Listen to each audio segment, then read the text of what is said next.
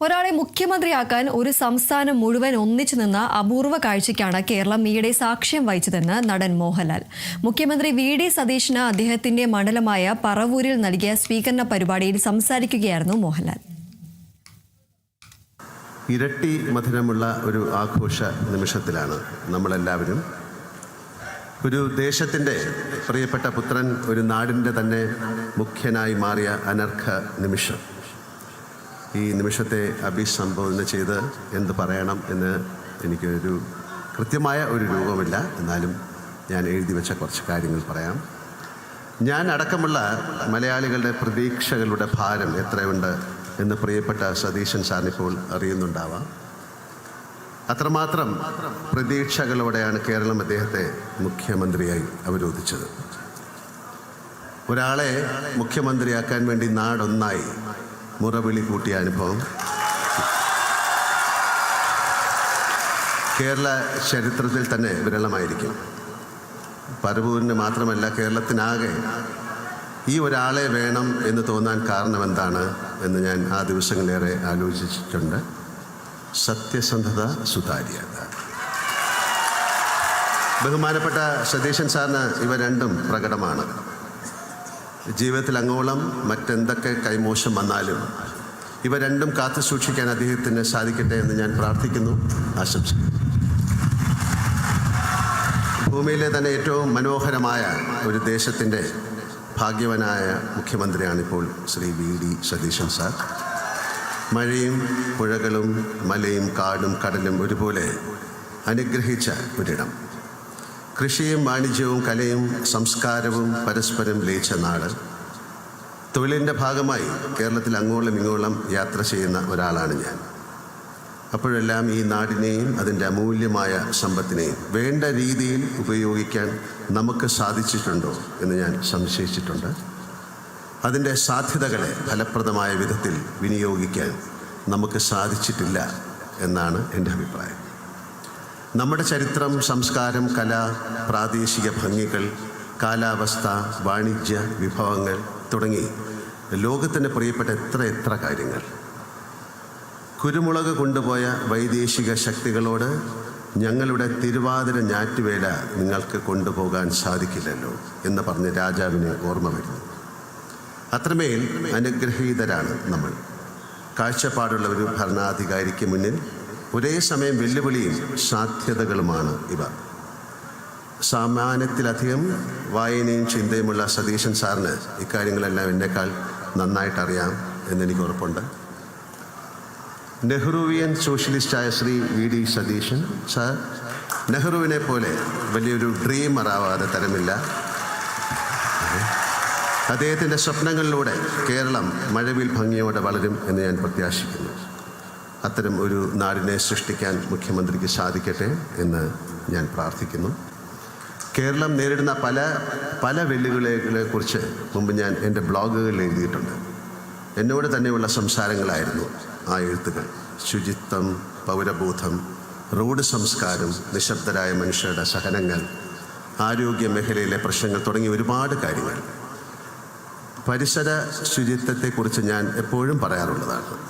മഴയും മഞ്ഞും വെയിലും മാറി മാറി വരുമ്പോൾ എത്ര രോഗങ്ങളാണ് കേരളത്തിൽ താവളമടിക്കാറുള്ളത്. ഇതിന് പലതിനും കാരണക്കാർ നമ്മൾ തന്നെയാണ് എന്നതാണ് സത്യം. ഒരു യുദ്ധത്തിൽ മരിക്കുന്നതിനേക്കാൾ മനുഷ്യർ കേരളത്തിലെ റോഡുകളിൽ ഒരു വർഷം മരിക്കുന്നു എന്ന് ഞാൻ ഞെട്ടലോടെ ഒരിടത്ത് വായിച്ച കാര്യം ഞാൻ ഓർക്കുന്നു. മരിച്ചവരെക്കാൾ അധികമാണ് ഗുരുതരമായ പരിക്കേറ്റ് വീടുകളിലേക്ക് ഒതുങ്ങി ജീവിതം തകർന്ന് കഴിയുന്നവർ. ഈ രണ്ട് കാര്യങ്ങൾ ബഹുമാനപ്പെട്ട മുഖ്യമന്ത്രിയുടെ മുന്നിലേക്ക് എൻ്റെ ആകുലതകളായി വയ്ക്കുകയാണ്. ആളെ കൊല്ലുന്ന റോഡുകളിൽ നിന്നും നാടിനെ നശിപ്പിക്കുന്ന മാലിന്യങ്ങളിൽ നിന്നും കേരളത്തെ രക്ഷിക്കാൻ നമുക്ക് സാധിച്ചാൽ അത് വലിയ ഒരു ചുവടുവെപ്പായിരിക്കും. മറ്റൊന്ന് മയക്കുമരുന്നാണ്. Narcotics is a dirty business എന്ന് എൻ്റെ ഒരു കഥാപാത്രം പറയുന്നുണ്ട്. കേരളത്തിൽ ഇപ്പോൾ മയക്കുമരുന്ന് ഒഴുകുകയാണ്. നമ്മുടെ കുഞ്ഞുങ്ങളുടെ സ്കൂൾ കവാടത്തിൽ വരെ മയക്കുമരുന്ന് എന്ന വിപത്ത് ഇന്ന് എത്തിയിരിക്കുന്നു. ഉരുക്കുമുഷ്ടിയും ദൃഢനിശ്ചയവുമായി സർക്കാർ മുന്നിൽ നിന്നാൽ മയക്കുമരുന്ന് എന്ന വിപത്തിനെ നമുക്ക് തുടച്ചു നീക്കാൻ സാധിക്കും.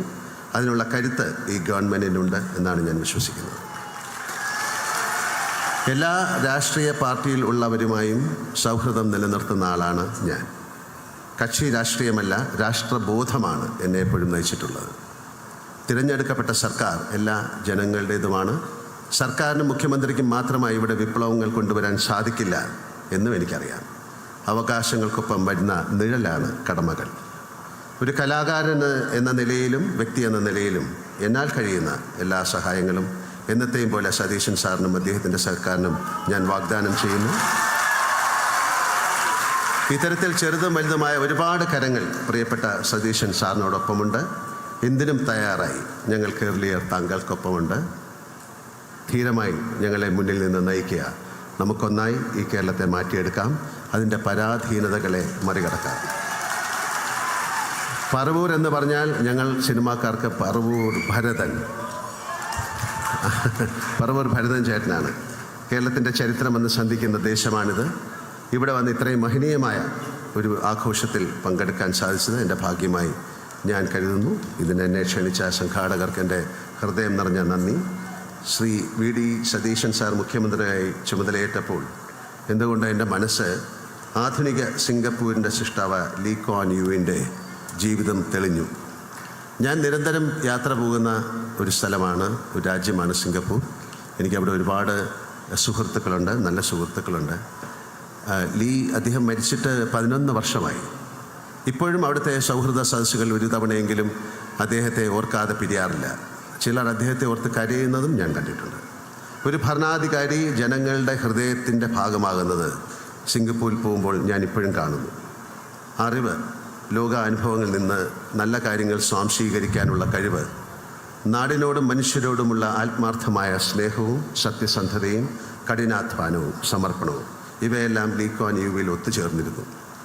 യാഥാർത്ഥ്യവും സ്വപ്നങ്ങളും നിറഞ്ഞതാണ് അദ്ദേഹത്തിൻ്റെ പുസ്തകങ്ങൾ. തീർച്ചയായും ബഹുമാനപ്പെട്ട സതീശൻ സാർ അവ വായിച്ചിട്ടുണ്ടാവും. ഒരാൾക്ക് മറ്റൊരാളാവാൻ സാധിക്കില്ല എന്ന് എനിക്കറിയാം. എപ്പോഴും ജാഗ്രതയോടെ ലോകത്തെയും ജീവിതത്തെയും വീക്ഷിക്കുകയും ഒരു വിദ്യാർത്ഥിയെപ്പോലെ നിരന്തരം പഠിക്കുകയും ചെയ്യുന്നു. ഞാൻ മനസ്സിലാക്കുന്ന നമ്മുടെ മുഖ്യമന്ത്രിക്ക് ലീ ക്വാൻ യുവിനെ പോലെ സ്വപ്നം കാണാനും കഠിനാധ്വാനത്തിലൂടെ പുതിയൊരു കേരളത്തെ സൃഷ്ടിക്കാനും സാധിക്കട്ടെ. അതിനെല്ലാ പിന്തുണയുമായി സാധാരണക്കാരായ ഞങ്ങളുണ്ട്, ഈ ഞാനുണ്ട്, നമ്മളുണ്ട്. ഒരിക്കൽ കൂടി എല്ലാവർക്കും ഒരു നല്ല സായനം നേരുന്നു.